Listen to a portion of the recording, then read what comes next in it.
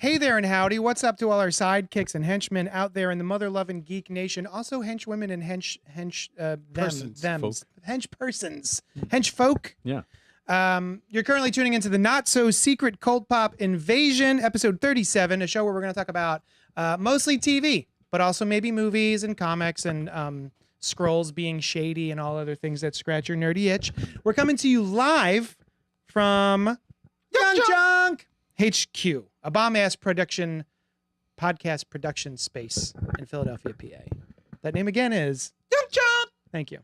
I'm your scroll-loving host, Johnny Destructo of Johnny Destructo's Hero Complex, located at 4327 Main Street, Philadelphia, PA 19127, a place where you can go and buy Secret Invasion comic book, a Miss Marvel comic book, maybe a Moon Knight comic book. Can they buy more than one of each of these? I'm sensing a theme with these suggestions on things that they could purchase. Where's that they can purchase? At Johnny Destructo's Hero Complex, located at 4327 Main Street, Philadelphia, PA 19127. The best comic shop in... A super rad comic shop. A super rad comic shop. With me tonight are Brian. Hi. And then other people this week. Look, they're back. Hi, Noel. Hi. Dink. And, was that...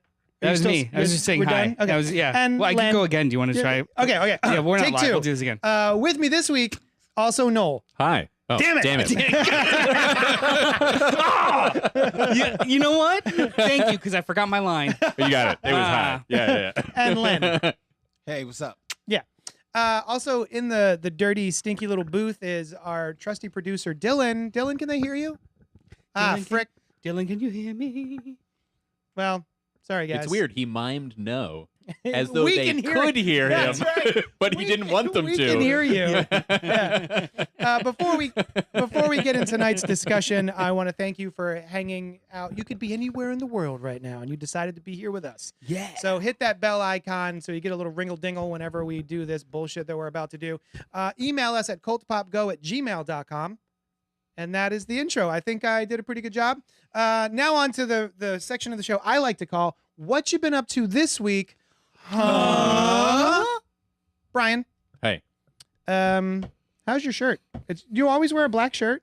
Not always. Do you ever but wear often? Occasionally you have a graphic tee, right? I occasionally have a graphic tee, which is sort of a new thing over the last few years. Yeah, you I seem like never a guy really who wore would only you would just wear this. Your whole closet would be the those. same Inspector outfit. Gadget style. Yeah. I've thought about that. Yeah. I've thought about I think doing about it that. all the time, Yeah, but I yeah. love graphic tees so much. Sure. Yeah. Well, you could just have one. Yeah. You can Right. also... You I can just also want to read it over and over again. That's true.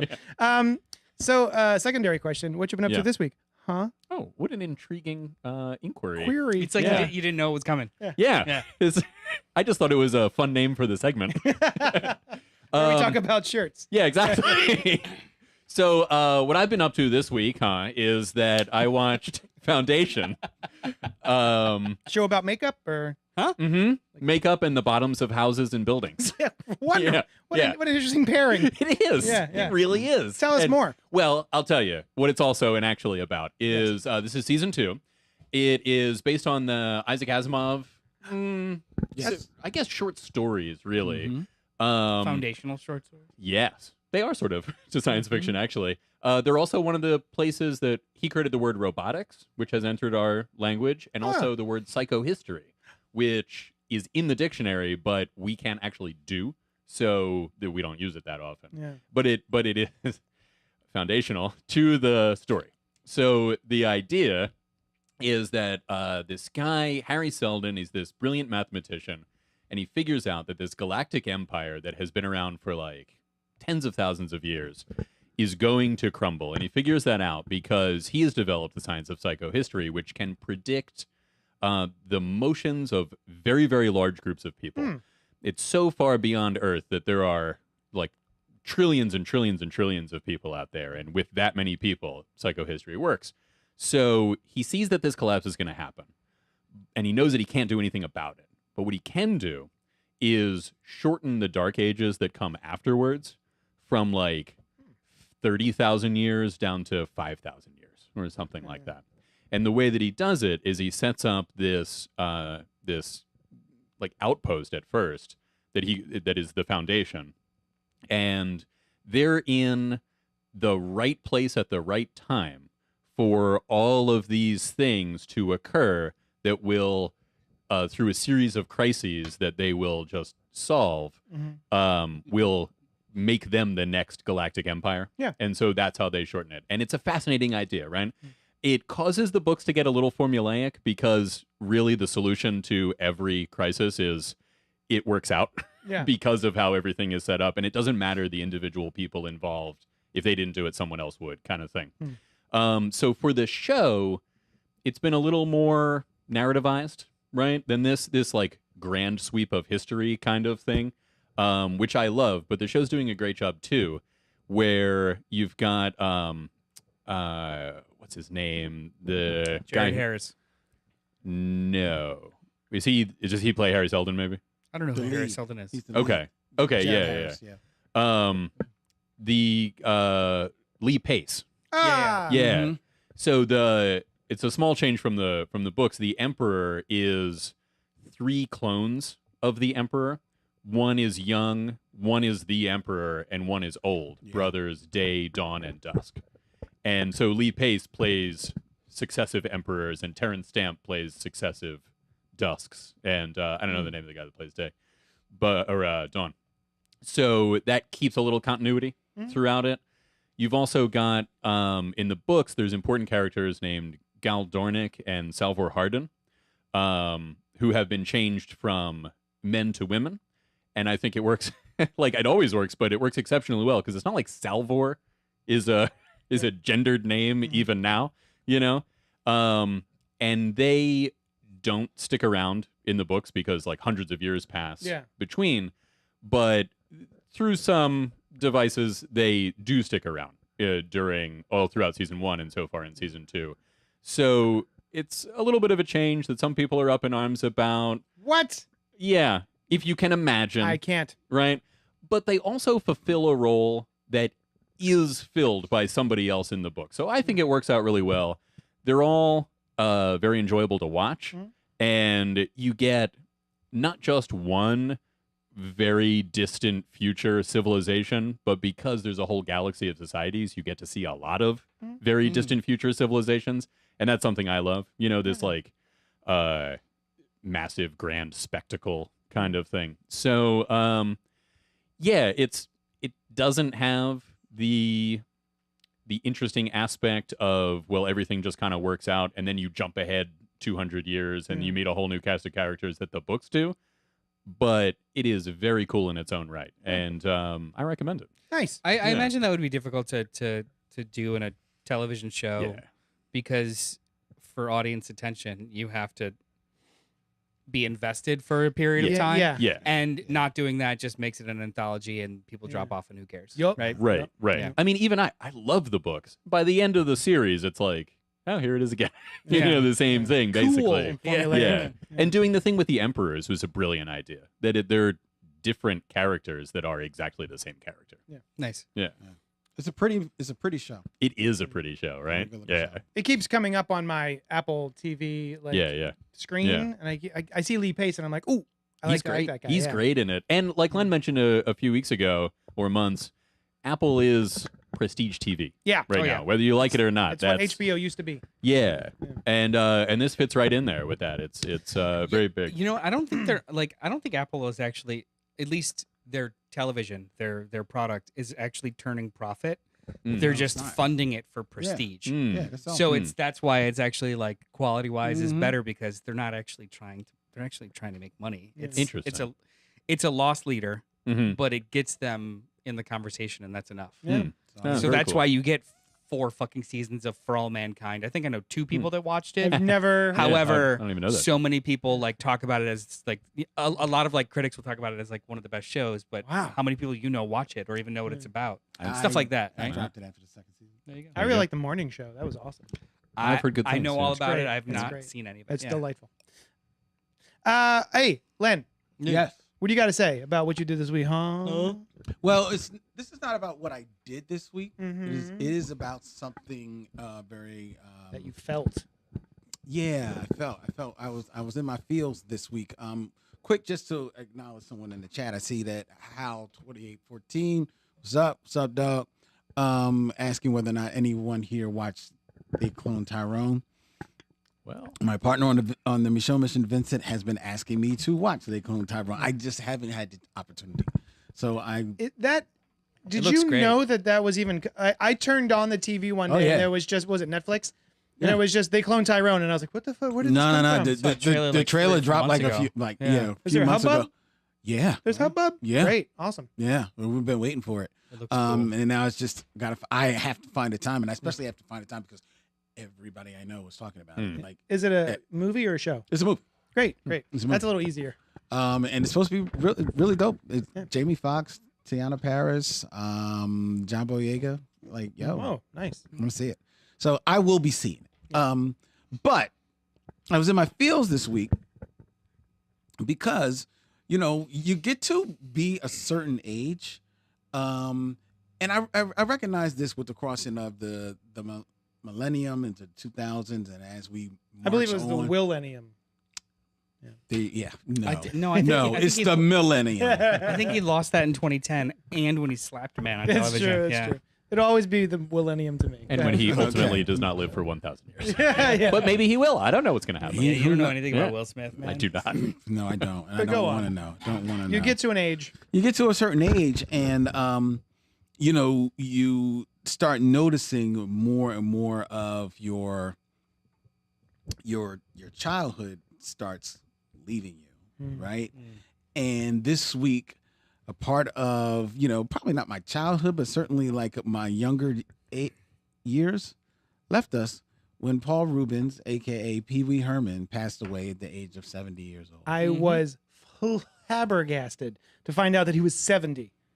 Yeah. How old was he during Pee Wee's Playhouse? And that puts him in his like 30s. 30s? Yeah, all right. Yeah, Mid which is to about late right. 30s? He just, and his persona was so youthful that it's weird to think of him older, I guess. I know. He also had like a youngish, boyish face. Yeah. You know what I very mean? much, He looked very at- much. yeah. Yeah, I saw a picture of him in his 70s, and I was like, oh, he just looks like Pee Wee Herman. Yeah, Just looks- yeah. Yeah. He looked But great it, for like 70. with a TikTok filter, maybe. Where it Right. made him look a little older. Right. I Yeah. I Hi, remember Eddie. I remember seeing Pee Wee's Big Adventure twice in movie theaters. Once at a drive-in in Downers Grove, Oh, that's a good way Illinois. to see it. Yeah. And it was great. That's perfect. It just burned into my memory. And he also Pee Wee made our Herman. list of like childhood traumas, right? With the Yeah. Oh, tell him Large Marge sent you. I believe Yeah. he was yours, yeah. I still for a long time I still didn't understand the joke about the Alamo. The basement. Yeah, because Oh, yeah. I'm like I don't understand why it's so funny. What Yeah. Wait, what But was the there's no- joke? that there's no basement. There's no basement. Oh, in the Alamo. Oh, I got you. Yeah. But like, yeah, so like Pee Wee Herman, the movies were fantastic. Then you think about, of course, the his Saturday morning show, Pee Wee's Playhouse. Yeah, that's which what I first knew him from. I knew him from the movies. Actually knew him from just appearing. He would show up on like David Letterman, and Oh, interesting. I think he either showed up on either Saturday Night Live or SCTV a couple of times as well. Like he was like a name. He was, He was one of the there. groundlings, right? He started with the Yeah. groundlings. He started with the groundlings. So I assume, like, I don't know anything pre Playhouse. Playhouse. Okay. So was that always his sort of persona? That was his thing. It was That just his thing, always yeah. Pee Wee. It was Yeah, now- never now like when he was a stand-up doing No, different when he was jokes. in the Groundlings, and the Groundlings is famously an improv troupe. Okay. Like people who saw him back then, and he was like one of the stars of the Groundlings. He was known for being able to do multiple characters. Oh, okay. But Pee Wee was one of them. And then Pee Wee was the one that I'm pretty sure he debuted on an episode of Saturday Night Live. Oh yeah. Oh, really? The dating show. Was it the dating show? I actually just What? found out about this. Yeah, okay. So he did stand up here and there, but he wouldn't do he always had trouble remembering punchlines. Yeah. So he created characters that forgot punchlines. Huh. Oh so my his whole God. stand-up Nice. routine is the fact that he couldn't remember stand-up. And then he ended awesome. up developing funny. Yeah. Pee Wee and decided to try it out at an open casting call for the dating show. Oh, So he okay. appeared on the dating show 3 times and actually won once As as Pee Wee Pee-wee. That's Herman. awesome. That was That's before amazing. they That's made before- it on like to We gotta the find like that. Saturday Yeah, Night. and I gotta watch that. Now you might I don't not know. I don't JD. even know if it's available at all. But I did see they've been sharing videos and stuff Yeah. Yeah. all week. It's Right? probably on YouTube. somewhere. But the only reason why I know that is because they were sharing like some Fallon interviews that he was doing in the last like 5 years, And they have pictures of him on the dating show. Oh, okay. Some of the stories, yeah. Yeah. Robert says, they cloned Tyrone, was great. Pee Wee Herman was a major part of my childhood. I'm going to miss him, says Eddie. I think I first saw Pee Wee Herman on an HBO special. It was like a grown-up version of a kid's TV show. That's what I had heard first about him, is that it wasn't always like cutesy. It was very adult before the Saturday morning. Yeah. I mean, because even the movies, were slightly subversive, and so weird as hell. But then he leaned on it for the Saturday morning. Were the movies before the show? I think they were. Yes, were they? The movies were before the show. Yeah, but you say adult, they were adult for the 80s. Oh, okay. Like it shit wasn't that's like, happening. No, it wasn't like when Bob Saget wasn't on Full House. He did not curse. No. It was just adult-ish. Like anything that's on South Park or Family Guy or literally any sitcom is more adult than his act was. It wasn't my understanding. It was just aggressive. for adults. He was still his character. Yeah. My understanding, but which I could be wrong about, is that when he performed it live for the Groundlings, it was very adult. Raunchy. Yeah, probably because the Groundlings is the improv troupe, and you tend to like lean into like the moment. Yeah, whatever. The people are laughing HBO at. special though, the first thing that's not like. Oh, sure. And in the video store, I remember seeing that it was actually in the family section. Yeah, because I okay. think that's kind of like almost like a pilot of a sort for Playhouse. Oh, Yeah, interesting. they had the magic word and all kinds of stuff. Yeah, and the yeah. set was a little crazy. Like, And it then was, Playhouse was like as revelatory as it was for its time. It was also, if you were of a certain age at that point, it was a return to a different, older form. Mhm. Yeah. Because those shows used to be on Saturday morning cartoons. That's where Howdy Doody made his name and all those type of things. And then he went on to win multiple Emmy Awards for it. So. Oh yeah. Oh, that's cool. I didn't know that. man. Everyone's sharing all these really cool like tidbits. John Singleton, rest in peace, was a PA. His first job was a PA on Pee Wee's Playhouse. Oh, interesting. A lot of people got their That's start, where right? he met Lawrence Fishburne. Mm-hmm. And Lawrence Fishburne was so nice to him, got him a coffee as a PA. He was like, I'm going to make a movie someday, and I'm writing it for you, and you're going to star in it. Oh my gosh. And he remembered him, and that was Boys in the Hood. Wow. I thought it was so cool. Like all of these little love like that. side dots. Hollywood stories connecting the dots to like Paul Rubens. Yeah. Phil Hartman also Yeah, on the show. And you know what I just found out? Natasha Lyonne. Yes. As a little girl. That was like maybe her first on-screen thing. And in my head, she sounds exactly as a little girl as she does just right like now. Oh, yeah. She you're just talks correct. like this. Three-pack Yeah. a day habit Yeah. as a 9-year-old. Hey, Pee Wee. We'd be remiss also if we didn't mention his role in Mystery Men. Yes. An amazing film. my The God. spleen? Yeah. That's right. Yeah. Actually, the funniest thing he ever did for me was his post-credit scene at Buffy the Vampire Slayer. Huh? Was that a post-credits? Yeah, right. It was Yeah. like after Well, it was in the movie, but then it was also after It the keeps credits. going. Yeah. Yeah, it's just he's got this. He gets stabbed with a stake. He's a vampire. Yeah, yeah. And he just takes forever to die. And I laughed my cackles off. Oh, also shows up. You don't have any cackles now? I'm cackleless. That's fine. Yeah. Also shows up in What We Do in the Shadows. Oh, did he? In there's I a keep it in my scene khakis. where a bunch of people Doesn't have who have khakis. played vampires in movies Yeah. are vampires. Oh, in the yeah, show. yeah. Like Blade shows up. Yes. Yes. Yeah. It was like a council. Yeah. Yeah. Was he there? He was Oh, there. that's awesome. I forgot about that. Yeah. That's really cool. Hmm. Hey, You should watch that show. Dylan, producer Dylan, Terry's in the chat saying, "Damn, Dylan looks and sounds amazing." But So do we thanks. know? Do we know if he's being sincere? Yeah, he's being sincere. Terry, can Yeah. you jump in the chat and clarify if he's being And- sincere? But how or will not, we know please? if Thank you. that's sincere? That's Well, because I'm true. calling him out on it. Eddie Madison, I haven't discussed it with the folks here, but you saw Teenage Mutant Ninja Turtles Mutant Mayhem today, and it was awesome. I hope that's going to be our next week's main review.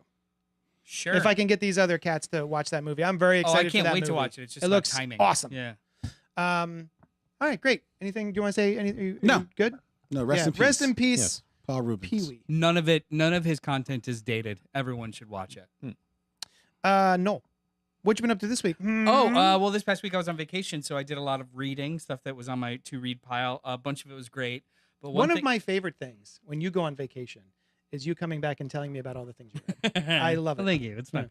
I have a list, but I won't go into that. I only want to talk about something I read that I have so many mixed emotions about. It's a graphic novel. Well, I mean, a miniseries that came out earlier this year called Batman Fortress. It's an 8-issue or 7-issue miniseries. That's 7 would be a weird number. It is. It's more than 6. Less than 10. Show the cover. It's written by Gary Whitta with art by Derek Robertson. Yes, of the boys. Of the boys, and Gary Whitta of actually Terry Leahy. I'm being sincere, and Paul Rubens in Blow was amazing. That was amazing. Oh, I love that. Blow call, Terry. Anyway, so Gary Whitta, I believe his bona fides as a writer is in Hollywood as well as a novelist, and I remember his name specifically because if you guys remember when George Lucas sold Lucasfilm, he sold Star Wars to Disney, it was with this pitch of 3 more movies. Yeah. And his writer on them was Gary Whitta. Okay. Interesting. So he's got like some weird Star Wars connections and some other like I think in-universe novels, but he wrote Rogue One. There you go. Oh. Yeah, there you go. So this book is the entire world goes dark, all the power is out everywhere, and hilarity ensues. Batman finds out that it is due to what seems as though somebody interplanetary is staging an invasion. Mm. So they're cutting us all off and searching for something on the planet. And Superman is nowhere to be found. I don't know if you said, but would this be considered like an Elseworlds? It absolutely does not happen in continuity due to some of the choices that are made in this book. Gotcha. Yeah. It's a mystery that 2 or 3 issues in becomes a straight up heist. Oh, I like because that. Batman realizes wherever Kal-El is, he's not here to help us.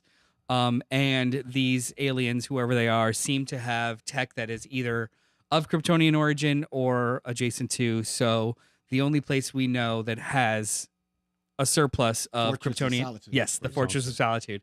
So he puts together a team. Are they ragtag? There's something. I love a ragtag team. So you got Dale, Dayl. Sure. The it doesn't come more ragtag. He's the raggiest. the raggiest of tags. the rodent Green Lantern. You've got Red Arrow, the female Green Arrow. Yeah. She's new. Yeah. I think that's her. Yeah. Wait, I'm thinking of the Red Canary. Jackson Hyde, because Aquaman is not around. Not Calderon. Yeah. Yeah, not Calderon. And the last player is somebody who is an expert in all Kryptonian technology, who just happens to be the president of the United States, and that's Lex Luthor. So that's the team that has to break into first of all, find the Fortress of Solitude, break into it, and then only use that tech in order to fight whoever this is. Okay, this sounds great. But you have mixed emotions. ... There's some shock. So first of all, Derek Robertson's art is both great and horrifying. It's a little unnerving at times. A little bit. There's some pages and splashes and panels and action that is just so effing amazing and like on par with some of his best work. And then there's also some like reaction shots where it looks like Batman's whole mouth part is moving off of his face and turning into Powdered Toast Man. So I like it's uneven. Right. When it works like gangbusters. When it doesn't, it's jarring. Also, the characterization of Lex Luthor here is 100% in every way, shape, and form Gene Hackman. Oh, I like that. Okay. It is. He makes jokes about land grabs. He's weird. Otis is on his cabinet. It is. Luthor. Yeah, it is that. But then there are parts in this book that go to extreme violence. Oh, well, Derek Robertson. Yeah, he draws that. So like it's a weird mix of tones where like on one hand you've got a whole sequence where Lex Luthor has his classic suit, but because he's the president of the United States, now it has a presidential crest and looks like Air Force One. I love that. But then you also have like beloved characters being turned into dust in grotesque fashion because they don't know where Superman is. And then there's a choice at the very end of the book that I just did not buy in an Elseworld or anywhere else regarding where Superman actually is. Yeah. Okay. Wait a minute. Did you say characters are turned into dust? Murdered. Yeah. Straight murdered. There's a couple of deaths in here where I was like, oh, okay. And now you're saying, oh, okay, because of the artistic depiction of it? Both. I won't be buying this book. I'll show you. But No, it's please. an That's interesting. the reason he doesn't want to buy it. One's grotesque, one is shocking. Well, both are shocking. One's grotesque. Yeah. But this is one of those books that, like, I'm glad I read it. I have no idea if I liked it. Yeah. And I want other people to read it, but Okay. I still am like, you probably won't like it. Will like, you read it it's like again? will I read it again? No, I'm probably gonna sell this. Wow. Let me Yeah. read it first. Sure. Yeah. Before that though, make sure to put Clockwork Orange eye things on Len and make him look at all the violent art. I'm gonna find one, but you can move. Why on. do you do these things? Why do y'all do these things to me? So speaking of being in your feels this week, the thing that I've been up to this week, actually, I just found out. Noel came and told me about one of my favorite writers in comicdom is named Donny Cates, and he wrote God Country. He did an overhaul on Venom, which I found to be, despite all of my inclinations, to be wonderful and fun. Normally I don't like when a character like Venom becomes a completely different character almost. But the stuff he did with Venom and King in Black, he usually follows up Jason Aaron a lot, who I love. So the fact that oh man, Jason Aaron's leaving this book. Oh, Donny Cates is picking it up. Wonderful. He also has done Cosmic Ghost Rider. My favorite Thanos series of all time, Thanos Wins, which introduces the Cosmic Ghost Rider, and Image Book crossover. Anyway, he was in the Guardians of the Galaxy. Oh, right. Baby Teeth, Um, Redneck. Want to just keep going? They're all bangers. Yeah. They're basically all bangers. Yeah. And then he Speaking just of banging. he just disappeared. I wasn't sure what happened to him. Other writers started taking over his books. There wasn't any real announcement. There was no announcement. There was no firing. There was just a slow fade away. Most comic book writers, in general, by the nature of the business, have 2 or 3 scripts banked because they have to write them 2 to 3 months in advance, and then the artists take over them. So it really was like a slow fade to his name started not coming off the books, but then all of a sudden there was his social media presence disappeared.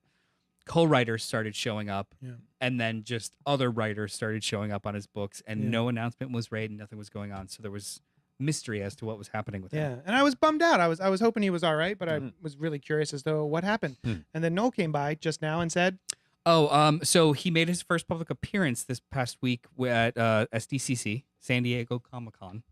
Or International Comic-Con. What the hell is it called? I don't care. San Diego Whatever. I think it's still San It's Diego, just yeah. SDD. It sounds like a disease. But he lets a media outlet know, hey, by the way, I have been gone so long because I was in a terrible car accident, busted my orbital socket, was out, and lost about 6 months worth of my memory. Yeah. Mm. And I am now on the mend after relearning to tie my shoes and eat. Wow. And just want to let you guys know. "That's awesome. Cool. That he's back. Yeah. Yeah, he's doing better." Yeah. He made a quote that we found to be pretty Vamp, fun. I'll get it. It was very funny. So yeah, do you guys know Donny Cates at all? Have you read any of his stuff? I have the preponderance stuff that I've read for the show. Yeah. But have liked a lot. Yeah, we did Vanish. I think Vanish #1 was a very 90s vibe. It was almost like Harry Potter meets Spawn. I don't remember that one. That's okay. Okay. So this was his official statement.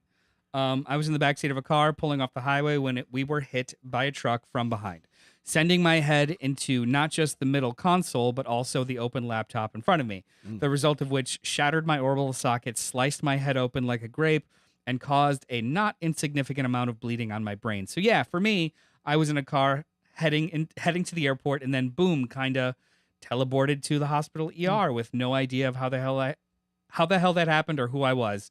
So yeah, not my favorite thing that's been happening this year, and it's been a weird year. Did they post But any pictures that you can show Len? Yeah, sure. But like the video says, I'm back on the mend, and it's better every day. The good news is that I've had the opportunity to read my own books and have them be a surprise. Did you guys know that Cosmic Ghost Rider is actually Frank Castle? Wild. I'd like to say that I'm sorry to all my fans and friends and YouTube trolls and whoever else if it seemed like I've just disappeared.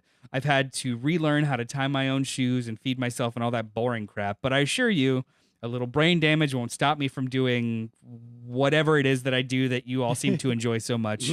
Thank you, Donnie Cates. Yeah. Yeah. So I was just delighted to hear that he is on the mend. Yeah, That's all. I've also been missing his books. Yeah, so, man. Yeah. He's one of my faves. I'm excited to read more of them when he's feeling well enough to write them. Yeah, so welcome back, Donnie Cates. Yeah. That's it. That's what we've been up to this week. Huh? All right, so Secret Invasion. You know what? I'm going to read the prompt. MCU Disney Plus ranking. With the season finale of Secret Invasion dropping last week, we decided that in lieu of only talking about that show, why not rank the entirety of Marvel Studios Disney Plus slate of shows? So we have done this before with... Yeah, we've done this before with our rankings of comic book events in, least to most or least to best order. But we do it in a pattern where we only talk about the show when all of us have ranked it. Yeah. Also, the parameters of this is that it's only MCU Disney Plus shows. Yeah. We are not including ABC Family or the Netflix shows or Freeform or Hulu because there's a bunch. What was We're ABC just- Family? With Cloak and Dagger. Cloak and Dagger. Okay. That was good.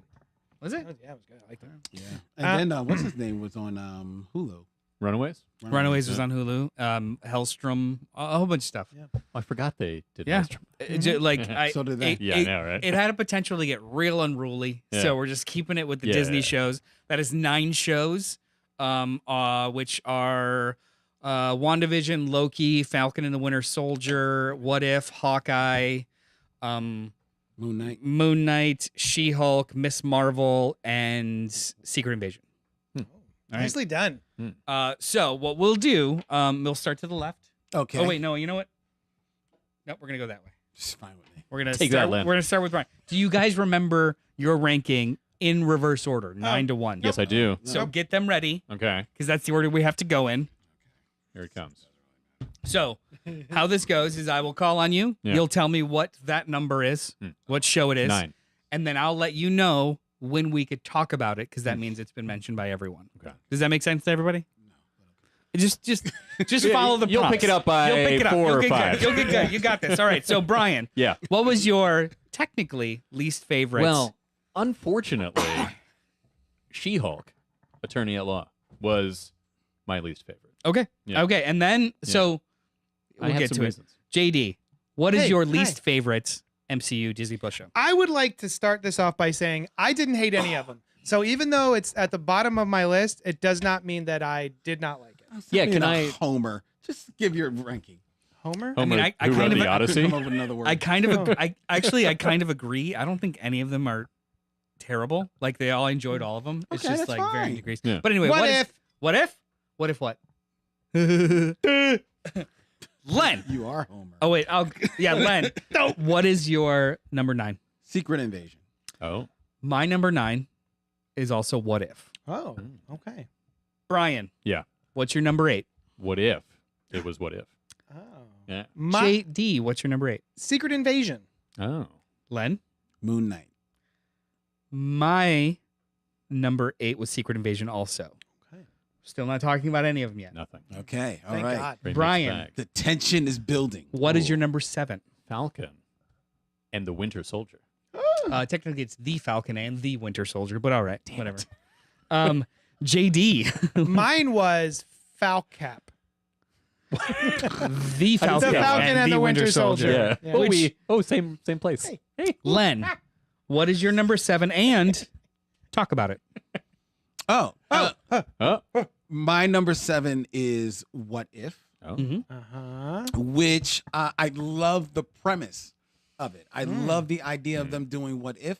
I loved that it was going to be animated. Ooh, there was a show that we forgot. I loved it. No, we didn't because it was on Hulu. Never mind. What was it? MODOK. Oh, right. Oh, yeah. Oh yeah, I was watching that. But it was animated, so that's what I wanted. That's what I wanted it to be. Yeah. I liked most of the voice acting on it. You know, and I could spend all day with Peggy Carter doing whatever.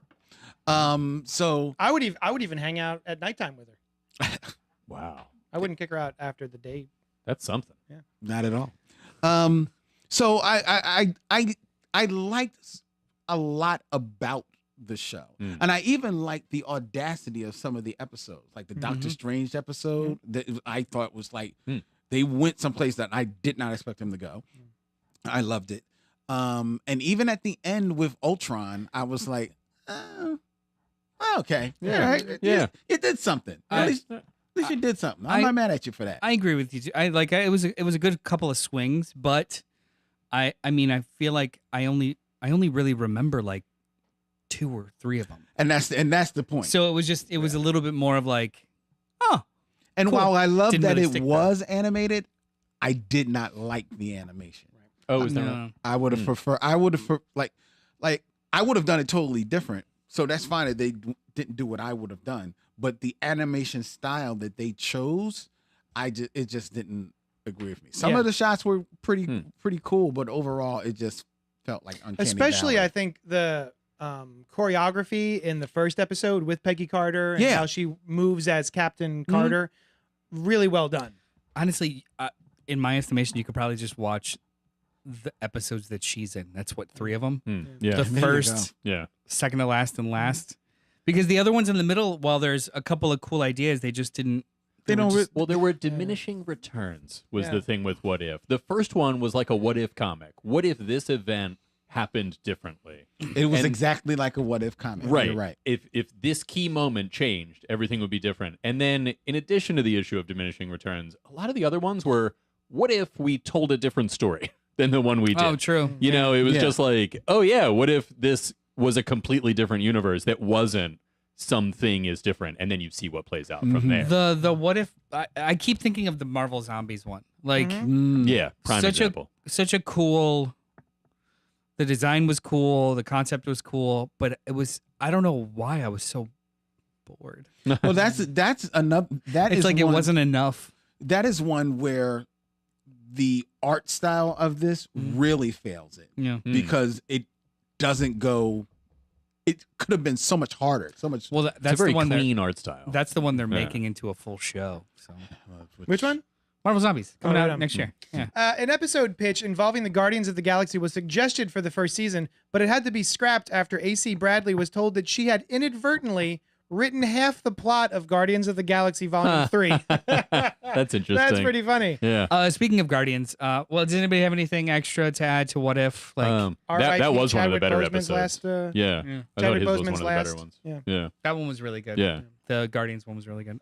So I JD did mention to me, I did not include the 2 special television events. Werewolf by this Night. List, Werewolf by Night, and the Guardians of the Galaxy Holiday Special. Yeah, These are just the full shows, unfortunately. Yeah, they weren't series. Yeah. Both of them are great, though. Yeah, I think Werewolf Agreed. would have been pretty high on my list, actually. Yeah, if we had to, me too. If I Yeah. hadn't forgotten about it. Yeah, I totally forgot about it. But now that you say something, it was really good. Yeah. All right, so it's to me now. My number 7 is WandaVision. Ah. Oh, all right. Number 6, Brian.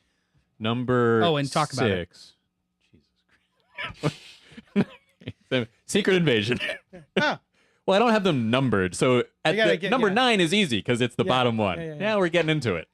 Yeah, In between, you could put numbers on them. I could do that. No, I think Anyway, I will. Secret Invasion. Why is it your 6th? And then we could all talk about it. Oh, you know, honestly, before I did the list, I thought it was going to be higher because I ended up liking it a lot. The last episode, especially, I thought was really cool. I'm also a sucker for somebody that's very, very powerful, right? Yeah, that's right. And there is somebody that's very, very powerful in this. I think we can spoil. We're doing spoilers, right? Because the show's been out for over a week. We're doing spoilers. Sorry. So yeah, Gaia gets all of the powers of at least most of the Avengers and some of the villains. She's a Super Skrull. She's a Super Skrull. Without beyond, saying it. Yeah. Beyond even. They did say it. They said it. Oh, did they Super Skrull? Yeah. They I didn't missed call her Super Skrull, but it is the Super Skrull program. He Gotcha. literally mentions like we'll be Super Skrulls. Yeah. Okay. And I liked by the end of it, I liked Nick Fury's spy stuff that was happening, Same. which wasn't bad at any time, but he's very much off his game Nick Fury in the beginning, or you wonder if he's off his game or not kind of thing. But then, by the end, he's like ready to go, wearing his classic red beanie, which I thought was weird. Because he gets this whole scene where he's like, I'm going to get my trench coat, I'm putting the eye patch back on, and my red beanie. Wasn't it purple? Well, maroon. There really. wasn't a beanie. It just wasn't one. Yeah, and it was like, eye patch, trench coat. That's Nick Fury. It's cold. It gets cold. Well, I'm not begrudging him the hat. But It's wintertime. Sure. My suspension of disbelief ended at his headwear. Yeah. His head garment. No, it was just so trumped up, dramatized as his like key look, Yeah. And so it all by the end of it was really good. The stuff with Rhodey was really interesting. Mm-hmm. And what else was cool? When he goes in and he's like having a hard time, and he's in there right before he gets his abilities. I was not surprised that it was not him. Oh, no, me neither. It's like coughing and the radiation's gonna get. Why would you go in here? Yeah, this is not him. I wasn't. I guessed. So I try not to guess ahead of the show, but I wasn't thinking and just like watching the show, and then it was about 30 seconds before the reveal that I was like, motherfucker's not there. Yeah. It wasn't like I bet that's not even him. It was just more like show. Good on you. Yeah. Cool. As soon as I saw him walking and coughing to get to the destination, I was like, oh, that's a scroll. That's like not by him. himself. Yeah, it's not. Yeah, him. it was. My first thought was, what's the matter with you? And then right after that, I was like, he's Nick Fury. He's got it under control. Because they made a big deal of telling you that the Skrulls aren't affected by radiation. Oh, because that's where they live. There's to me, the show did one terrible thing and then a bunch of really fun things. The one terrible thing was I'm very upset that they killed Talos. Dude, me too. I He's my love favorite Ben character. Mendelsohn. He nothing. is such a great actor. Sorry, and they killed Talos. Try one. I said, so I turned to my wife in like the first or second episode, and we were just talking about how great Ben Mendelsohn and how much we love him. And I was like, yeah, it's just a shame that he's not going to make it through this season. Like, he's going to be dead by the end of it. I didn't know yeah, that. I know. I thought that since when they killed Maria so early, I was like, at the best they'll fake out death for Talos. Yeah. But that was also my favorite thing about the show is that because it's a show, which I don't think it needed to be, but because it's a full show, there was like 4 or 5 stellar long take monologues in this show, and I loved it. Like there was a couple with Nick and him and Talos. There was a couple with Nick and his wife. Nick's got a wife. Nick and Maria. Had a good one at the bar. It was like these actors had a chance to actually act. For the first time in a while, and people seemed very upset by the show. No, man, there was all of Twitter was just angry at this show, and I think that has a lot more to do with expectations than actual quality. I thought it was a really solid spy show. Like I just enjoyed watching the slow burn of it. And it was a much smaller show than it could have been, and I think maybe charitably some of those people had that problem with it. Was that if this was a movie, it would have been much more of a spectacle. Yeah. So I appreciate that, and I agree with it. It would be great if this was a Avengers movie. Yeah. This being the precursor to an Avengers movie, that would have been cool. But it is what it was, and I liked it for what it was. What I don't agree with is a lot of people on Twitter and stuff are like, "Well, that retroactively ruins 3 other movies," and I'm like, how? Why? Because Rhodey was in them. Oh, right. And he may have been a Skrull at the time. Right.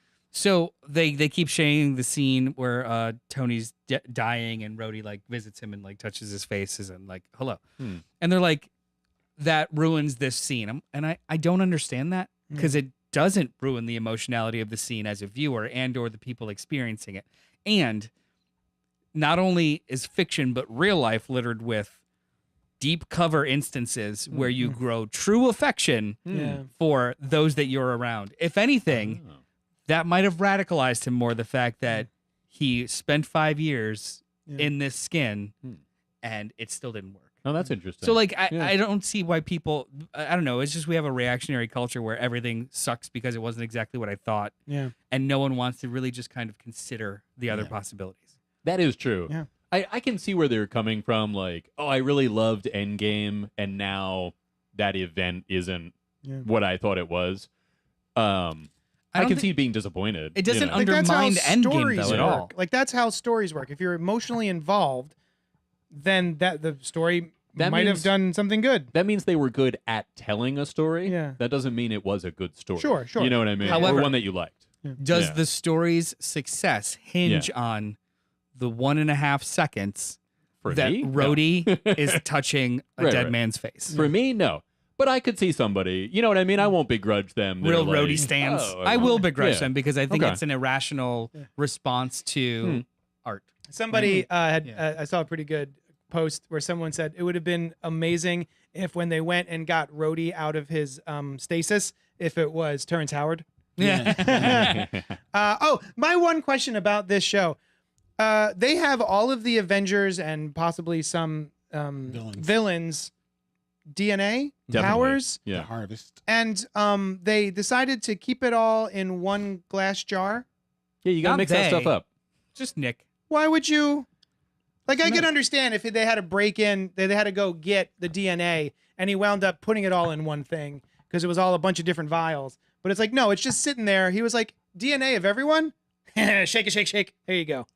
Well, it just seems strange to me. Like, why I'm would sure you? He had his reasons. I would have loved to know what that reason was. Well, he's Nick Fury. Yeah. He doesn't tell Other you his than reasons. we need to get this done quickly, so we're just Yeah, going to yeah. make it all one vial. That might have been the reason. Yeah. Yeah. Anyway. didn't bother me. Yeah. Oh, okay. So that's Secret Invasion. Everybody, Nailed it. I will say this is like the area of the list that everything is like by a hair moved around, right? I found that for a lot of the lists. Like, From it like wasn't 8 down. And not that, yeah, exactly. And not that everything was like, oh my God, this is so amazing. It was just all about the same level. Yeah. You know? Yeah. All right. So now we're back on it. JD, what is your number 6 favorite? Ms. Marvel. Oh. Len, what is your number 6 favorite? My number 6 is Hawkeye. Noel, your number 6 favorite is The Falcon and the Winter Soldier, Oh. which was retitled Captain America and the Winter Soldier at the end. That's Oh, at the It's end. true, at the end, It's not yeah. now presented as. No. Okay. No, you Okay. know that would be pretty That'd been dope cool, if they did too, that. yeah. Just like Yeah, change the yeah. title card altogether. Robert Monroe Jr. says about Secret Invasion, I was hoping that Garrick would have survived so we could see a Super Skrull fight the heroes. Oh, Gravik, you mean? Gravik. Yeah. All right, so now we're on number 5, halfway through. Brian, what is your number 5 show? Ms. Marvel Hey. is my number 5. JD, what is your number 5? Moon Knight. Len, what is Yes. your number 5? She-Hulk. My number 5 is also Moon Knight. Oh. Level playing field. Number 4, Brian, what do you got? WandaVision, number 4. Number 4, JD, what do you got? She-Hulk. Oh. Len, what is your foe? Ms. Marvel. Mine's Hawkeye. These are all kind of dancing Yeah, around yeah, the same. yeah, yeah. Literally, yeah. we're going to talk about like 5 in a row in a second. Brian, what is your number 3? Hawkeye. JD, I'd like you to talk about your number 3. My number 3 is WandaVision, the very first of the Disney Plus releases, the television show slate. And I thought it was so much fun, and the different looks at eras of sitcoms I thought was just such a great idea, such an interesting way to tell this story that we saw in the comic books with House of M, right? And sort of like the downfall of the Scarlet Witch. It is nothing like the comic books, but I think when adapting it to a television property, they nailed it. Yeah. And it was also your number 3. Yes, it is my number 3. What? Tell me more about what you thought of it. I think that of all of these shows, it's the most original. Yeah, for sure. It's the one that I think has the while it's not my number 1, I think it has the most complete story. Even though I have some quibbles about the end, but for the most part, it has the most complete story. It has I think it's the most impactful for the character. It actually does something with a character that they really hadn't done anything with. It's fun. It's different. It had maybe like the right amount of length. It wasn't too long. It wasn't too short. Yeah. You know, I just enjoyed everything about it. It's quirky. So I had a couple qualms. There's a couple. Well, I think we might agree, but because I ranked this lower than anyone else. Oh, where was yours again? 7. Oh, wow. So I agree with everything you said, but because I think that it truly bungled, Bungled. the ending, it like dropped it way down, and I've not revisited it since, and I probably won't. Which element of the ending? Yeah, which was element bungled? of it? The entirety of the entire show, there's 9 episodes. The whole first 8 episodes have a very specific structure and paradigm that they're going with to take you through the story, and then they just abandon it and for no uncertain terms for a big hand beam fight. Yeah, in the sky. And the show itself didn't deserve that kind of turn. I give you that. I was having so much fun, and even though it satisfied the closure of it all, I was like, well, this seems like a different team of creators just kind of tacked on an ending to this show. I would say Secret Invasion felt a little bit the same as that as well. Right? We had a whole big, lovely spy show, and all of a sudden it was just like, Drax arms fighting each other. Tonally, it was the same show the whole time. And you still had the Nick Fury stuff carrying through the spy. This one felt more like a jerk. Yeah, and I will say that because it was basically hand waving in the sky, that wasn't the most, if you're going to have like the big battle at the end, that wasn't. I liked a lot of elements of it too. Like she created, the glyphs in the dome and everything. It was all super smart. It just at the end. It felt like the finale didn't deserve the show that preceded it. Well, you know what it felt like to me, and this is why I still like it, is because it was quirky. It felt like your favorite Grant Morrison comic book. Yeah. The ideas are all there, and you're loving it, Yeah. and you're not sure how they're all stitching together, but you're there for the ride, and then perfect. it doesn't quite Perfect because that's how I feel about most Grant Morrison stories. Yep. I'm glad I went through them. There are so many cool things in here, but did I love it? But again, I like and love all of these shows. Yeah. This is just one that so great and then hit at a 60, and I was like, all right. The thing that bothered me the most about the ending was her seeming lack of repercussion. Wanda just she kind of just floats off. She's just like, oh man, I shouldn't have done that. I guess okay, bye. And she was very sad at the end, though, right? Didn't she wind up in that house by herself? Well, she put herself in the house by herself. It's not like she wound Is that the up one there. where she was reading the Darkhold? Yeah, she's reading the Darkhold. Oh, right. Yeah. That's not what I was she wasn't that sad. No, I was thinking she was doing more magic. You can be sad and do magic. I hear you on that there wasn't any repercussions, and there was a part of me that at first kind of felt like you did. But as I thought over it more, I realized, you know what?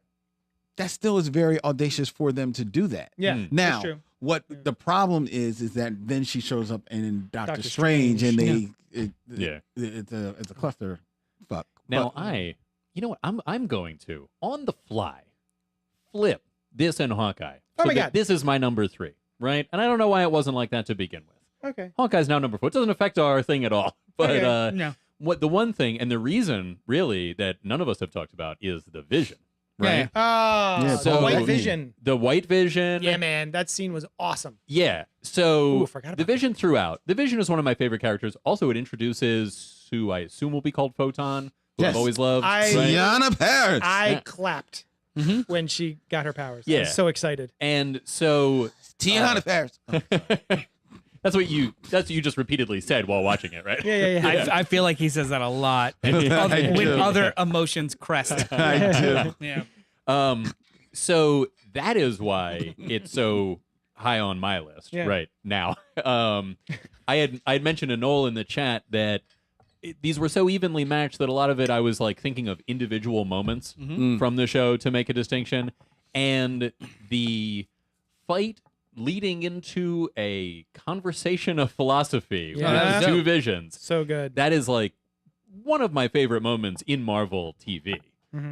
Just the fact that they don't fight it out, that they have a discussion, and the ship of Theseus,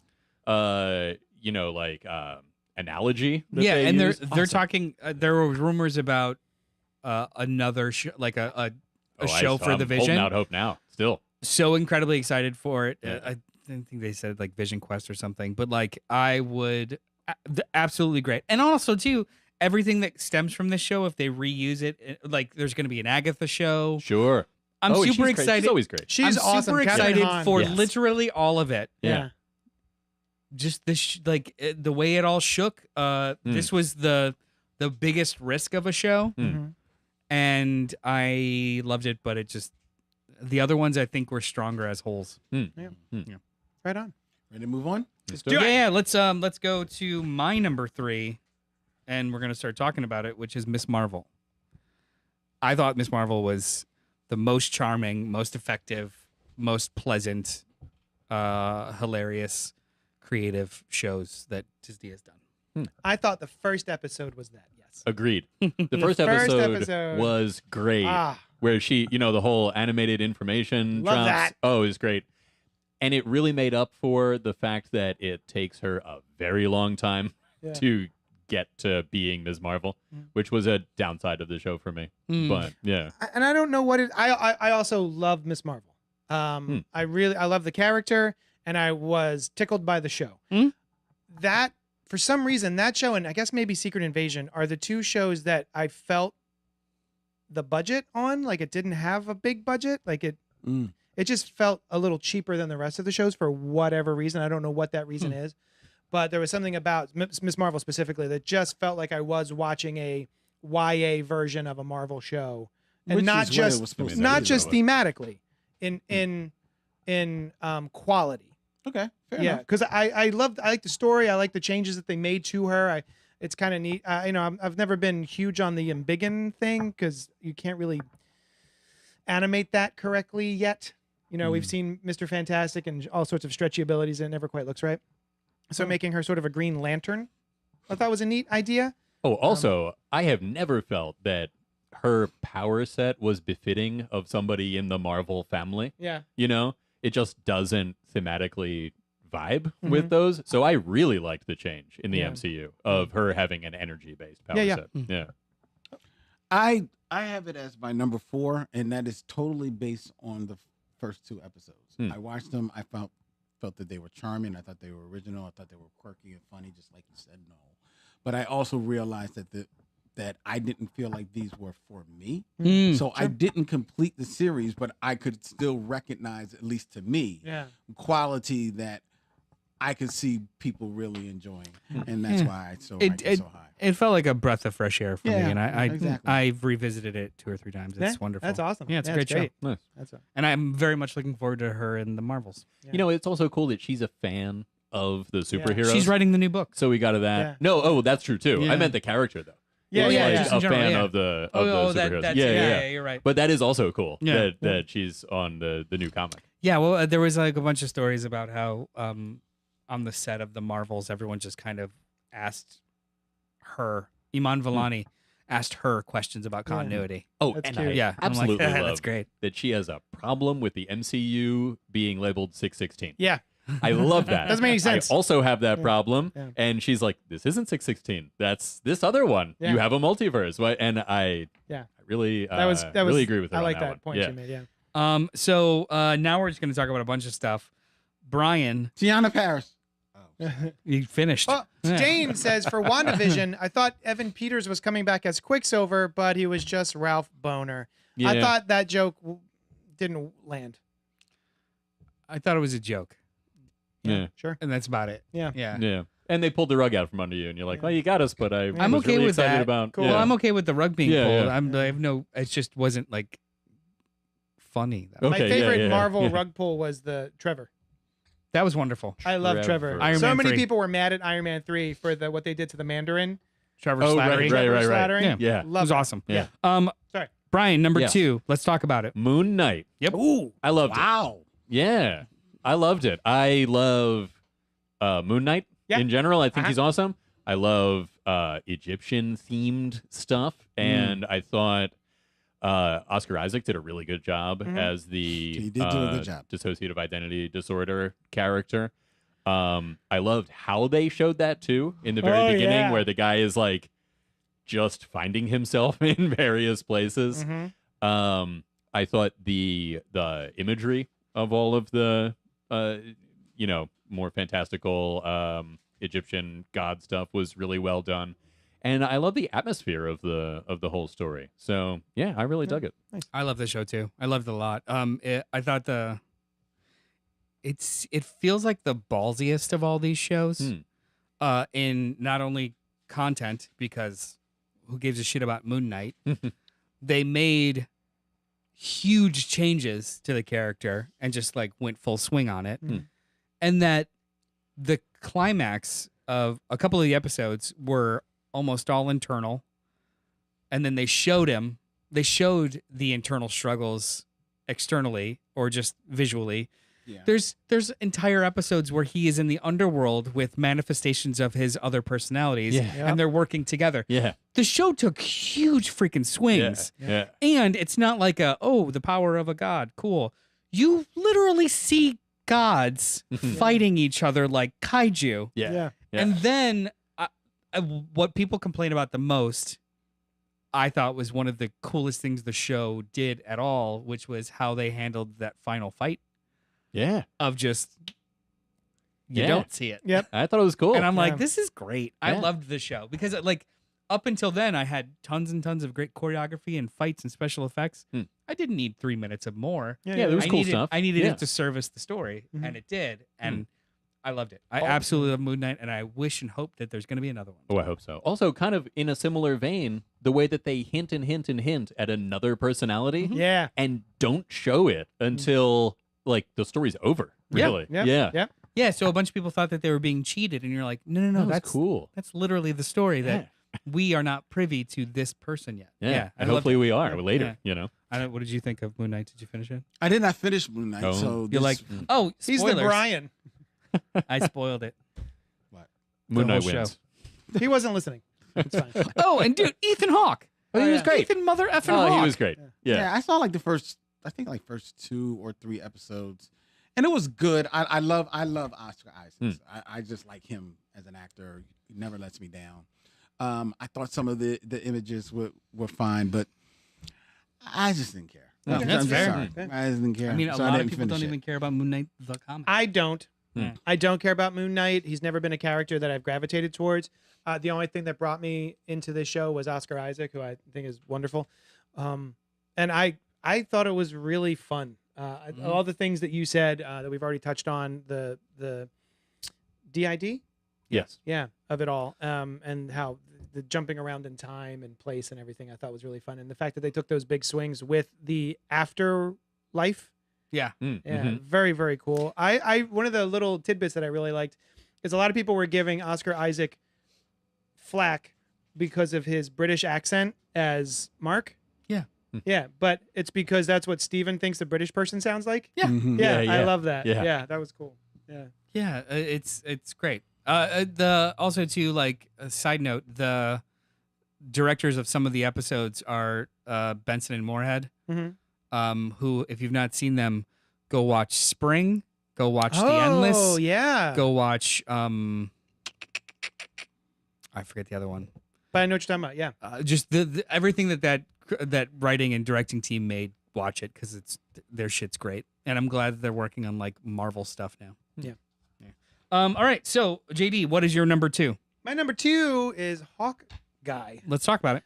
So, just like Moon Knight, I've never been particularly into Hawkeye as a character until the graphic novel, or the comic book series by Matt Fraction and David Aja, which we reviewed on the show, which is so good. And I really like Jeremy Renner's portrayal of the character, and I really like the new Hawkeye.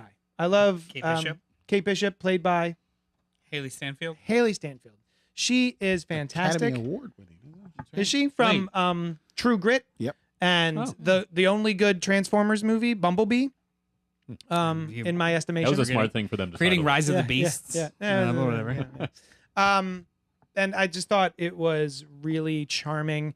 This is probably the one that I've revisited the most. Like, I'll just put it on, and it helps that it's a Christmas show. Yeah. So now when Christmas comes around, the last Seasonal. Christmas came around, I was like, oh, Hawkeye. I can't believe it's been that long already. That Like 2 another years. another Christmas Has it been passed. 2? Yeah. There was a Christmas after it premiered? Yeah. Really? Right? Yeah. Intriguing. So yeah, I just what's his name? I didn't even realize until recently that I've been watching the actor who plays Swordmaster Mm-hmm. in Better Call Saul.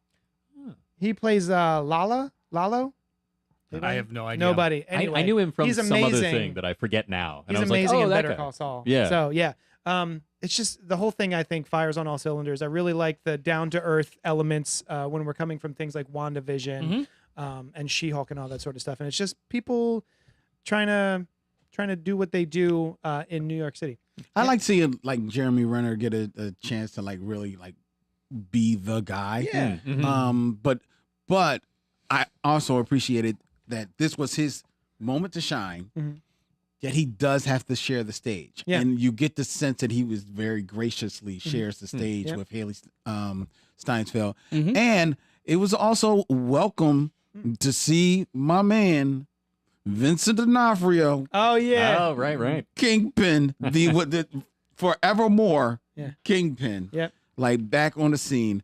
I did like Hawkeye a lot. I thought it maybe got a little bit overstuffed, like them trying to throw an Echo in there and her story. So I thought it maybe got a little overstuffed, but for the most part, it's a lot of fun. So Yeah. it was, Yeah. For me, this is the part. It landed in the part of my list where, like, on any given day, it'll switch out. But yeah, it's incredibly strong and really, really fun to watch. And I did love the Kingpin of it all. Yeah. And I think Vincent D'Onofrio actually, like, to him, it is the same Kingpin as the one in Yeah. Daredevil, which is totally fine. Sure. Yeah. But his whole story in his head was that he did disappear in the snap and showed up in the blip with all of his stuff gone.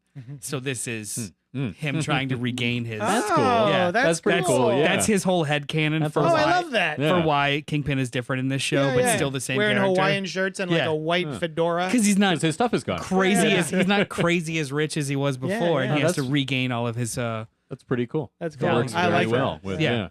And now I agree with all you guys. That was the signature element of Hawkeye. It was a lot of fun. Yeah. Right. And that's why it was so high on my list, especially for being about Hawkeye. Right. Like Hawkeye is not a character that I've ever gravitated to. Nope. Even, I mean, I like the Matt Fraction thing. The movies, he's fine. Like he's not a bad part of anything, but he's certainly not the one that I'm like, oh, Hawkeye just did this thing. And he's usually. And the LARPers were a lot of fun. Yeah, they're fun. Yeah. That was a fun addition. Oh And- yeah, I forgot about that. Yeah, they were a good time.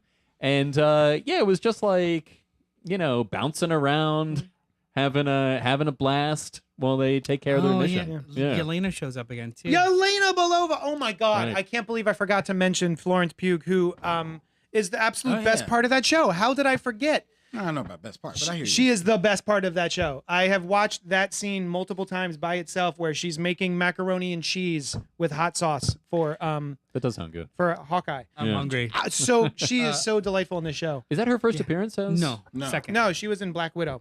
The movie. Hawkeye was after Black Widow? Yes. Yes. Oh, okay. Yeah. Yeah. Okay. I I clearly Oh, have she's no so idea good. when that premiered. let's because now I'm hungry. Let's carry forth. Len, I'm gonna Sally for it. let's all talk Yes. about your number Classic 2. comic strip. Let's all talk about my what? Your number 2. Oh, my number 2, which is the Falcon and the Winter Soldier. Let's talk about it. There it is. I like the Falcon and the Winter Soldier. I think it's the show that of all of them that I was rooting for the most. Because I am a Anthony Mackie fan and Sam Wilson fan, baby. Sam Wilson fan. But I'm a Sam Wilson fan, but I also I was rooting for him and I was rooting for his turn into Captain America to be taken seriously and done right. But still be very thoughtful. And they took the time to do that by introducing in Isaiah Isaiah Bradley. Isaiah Bradley. I was Yeah. going to say Isaiah Ryder. I was before the show had come out. I think we were all sitting there going, "They better do Isaiah Bradley." Yeah. If they do the show and they don't have him, They gotta I was touch like, it. "Oh, they're doing it." By They're the doing it. They do it. inimitable Carl Lumley. Well, of course, it worked, and then even bringing in the rogue captain guy. Wyatt Russell. Oh, yeah. What's the character? Johnny Walker. No, I Captain. Isn't it? U.S. Agent. U.S. Agent. Yeah. They bringing in U.S. Agent. I was like, He was they're so bringing in dope. U.S. Agent. Yeah. It works. Okay, it works. Like honestly, the thing that the show didn't need the Winter Soldier, but the Winter Soldier was It's so true. I needed it for their interactions together. Okay, you needed them that. together. Their buddy cop elements fun. of this show I Yeah. found hilarious. It was really like That would have been cool, but quiet as kept. They could have put a mask on his sister, and she could have been like a new Bucky, and I'd have been happy. Oh, You know what I mean? okay. So, Cool, but no, actually. but so I just really liked it. I thought that it tried to be like lean on what the Captain America movies turned into, kind of like a little bit of a spy type of thing. Yeah. And having like international intrigue. I don't think it 100% hit, but I did like a Winter Soldier and his Falcon's chemistry. I like the evolution of him into Captain America. And like I said, I was just rooting for it, so that's why it's very high on my list. I absolutely love the show. Unfortunately, it has the same problem that a couple of these shows do, that it would be better serviced as like a 3-hour movie as opposed to a 6-hour television this show. one's a little long. This in the one tooth for me. specifically, because I think that in a lot of ways it's incredibly successful, but then in a couple of other ways it's way too ambitious. Like it was so ambitious plot wise that by the time they come to the conclusion, you kind of roll your eyes because like you were never going to be able to solve this. Mm-hmm. So like, so the idea of people becoming refugees when they come back from the blip and their homes are no longer there Such a cool idea. is such a Yeah, great it is. idea. I love that. And that terrorists and freedom fighters stem from that whole thing. And then Right. like, so like these are all awesome ideas, but by the time they get to like really solving them, there's no show left. Mm-hmm. And it's just Anthony Mackie being an incredible actor, having to deliver the corniest speech. Yes. That Well, is very also- Everything up until there, I was like, this is banger show. I'm going to skip this speech and I can't wait for his movie. Like, that's basically it. Like, because the Yeah. show was just too big, It basically is the big 6-episode trailer for the movie. basically. Very much so, and especially because it solves a problem with his character that we didn't have before the before it started. Where you're like, oh, I thought you were going to be Captain America. Yeah. And you didn't want it. I was surprised by the first episode too. Yeah, I was like, yeah. wait, what? You're like, now you're just putting the shield there. Yeah. I did like the reveal of why, though. Oh, yeah, yeah, yeah. of That was yeah. awesome. But it was just, I think part of the reason that it feels like the trailer for his movie is we were under the impression he was just ready to be Captain America, and then he's like, no, I'm not. I think to the point that you were making, Noel, this show gets a really big pass for not being able to show the whole story that they, I think, filmed. Yeah. that's right. Because a lot of it had to do with a pandemic. Yep. And they took that part out, very understandably, and I think rightfully, but it didn't help the show narratively. You know? And I they forgot also about that. filmed stuff with Florence Pugh and Chris Evans. Yeah. Oh, is that they- right? That didn't wind up. Yeah. Yeah, Oh, got I didn't know cut. that. Yeah. Huh. Chris Evans as young Captain America. or Young, old man? I don't know. Yeah, no Oh, idea. okay. Yeah. It just says Florence Pugh and Chris Evans had filmed cameos for the series as Yelena Belova and Steve Rogers, respectively, but they were both cut from the final product. How about that? Yelena's appearance was removed due to the delay of Black Widow, the film. Though it why got messed Steve up was with taken that. out is unknown. Yeah, that's the other thing. Like the pandemic just like kind of like Actually, messed things Yeah. I'm glad they got rid of Steve. One, his ending was great. Yeah. And two, the show didn't need another comparison. Like the character struggle was strong enough than to have to actually like again remind you Steve is there. Well, it could You know, have like, also. I think it was fine. I wonder if it was something with Isaiah Bradley in the past.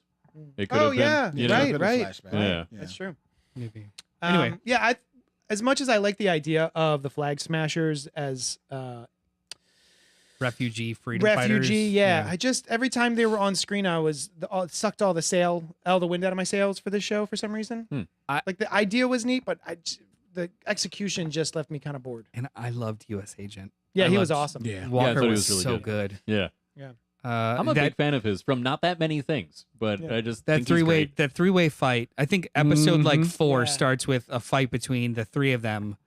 I love Winter Soldier. I love Sebastian Stan. Sebastian, Yeah. So like I'm down for any movie that Mackie is in and Sebastian Stan in these characters. Any movie, anything. I want to see them forever. I forgot that the Dora Milaje show up in there. Yeah, dude. They do. Oh, I forgot about that. And that was the acting that he does with no words of just like absolute betrayal. Like, fuck. Yeah, that was awesome. And like, the more I think about the show, the better. With the Winter Soldier flirting with his sister. The funniest shit. Yeah. It was awesome. Yeah. The show's got so much going for it. It's I think it's moved higher on my list now. Nice. Like, I love the show. So we're gonna skip because you all shared the same number one, but I didn't. Did we? I wondered because nobody's mentioned it. Yeah. So it's my number two. Okay. So I'm gonna talk about my number Go one, for and then we'll skip to Our number one. everyone Cool. else's number one. Cool. My favorite MCU show has been She-Hulk Nice. Interesting. because I love the comic She-Hulk. Yeah.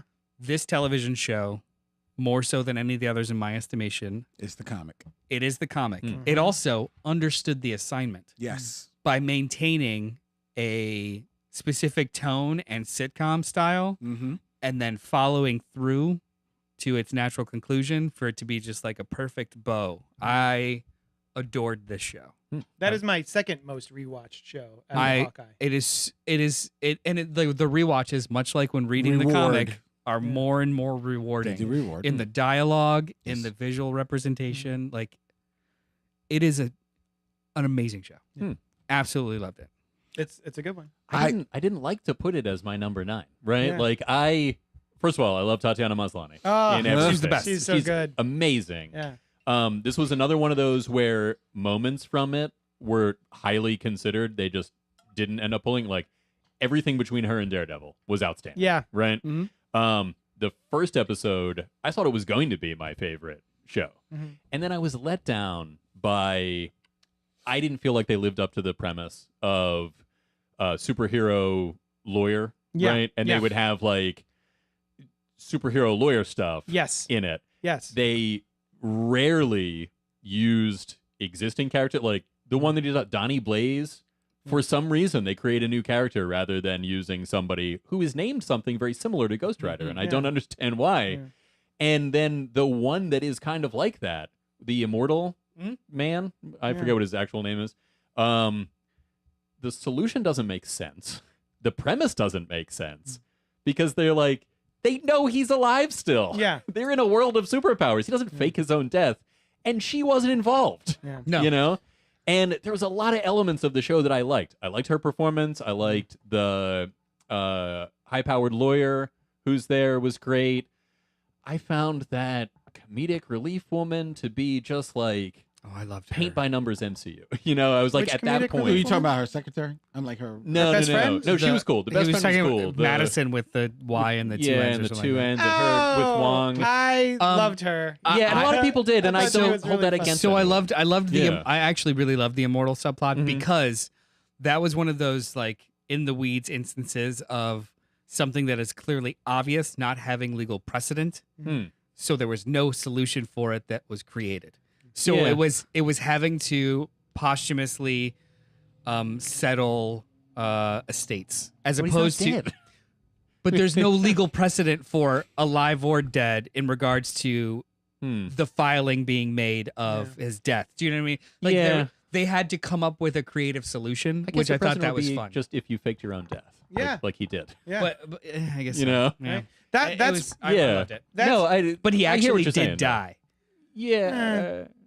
Legally, he actually did die. Yeah, but if you are declared dead and then they revive you, do you lose all your assets? But you're legally not declared dead when you are when you die, and then 2 minutes later they That's revive you. true. It's all about Okay. like legality. Yeah, but she wasn't in it. No, She wasn't in that one. but Yeah. everyone else was no, I know. charming. I was Yeah, fine with yeah, it. It's number 4 on my list Okay. because of that. Yeah. I found the show to be endlessly charming. I really love Tatiana Maslany Mhm. and all of the her side characters, her friends Supporting and whatever, characters. supporting cast. But I really wanted a smarter show about the law. Yeah. And sort of the things that Dan Slott touches on in his She-Hulk run. There are many, many actual court cases that are just as Right. engaging if not more so than the super heroics. And I just felt like this show was not as engaging with the courtroom stuff as I wanted it to. Yeah, they didn't really do it. And they had an opportunity to use like real obscure characters that you'd be like, oh, that's hilarious. You know, yeah. I liked it for all the same reasons that you guys did, but ultimately the failure to me was, and I know they couldn't help it. It was the special effects. Oh, it's like I didn't kind of brutal at times. She-Hulk, like the She-Hulk was like wonky, like going back and forth like in quality, and it just I couldn't. There's some scenes where the She-Hulk CGI is great. Yeah, and she makes a specific face or whatever, and you can really feel like that. It feels like almost real, but there's a lot of BS. Of. It's not quite as the Flash bad.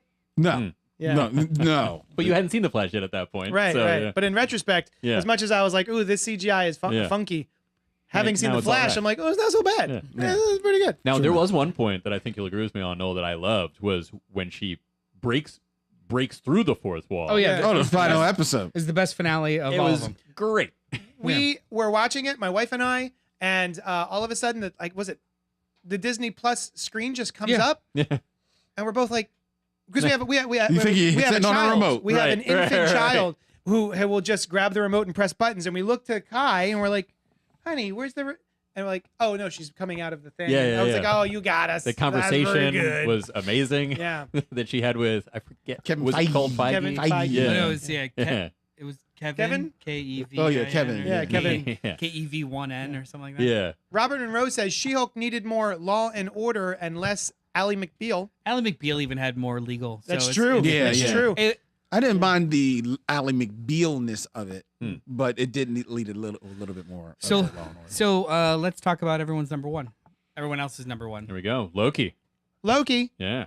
Loki. There we go. It was my number two. I love this show. Yeah. Brian, take it away.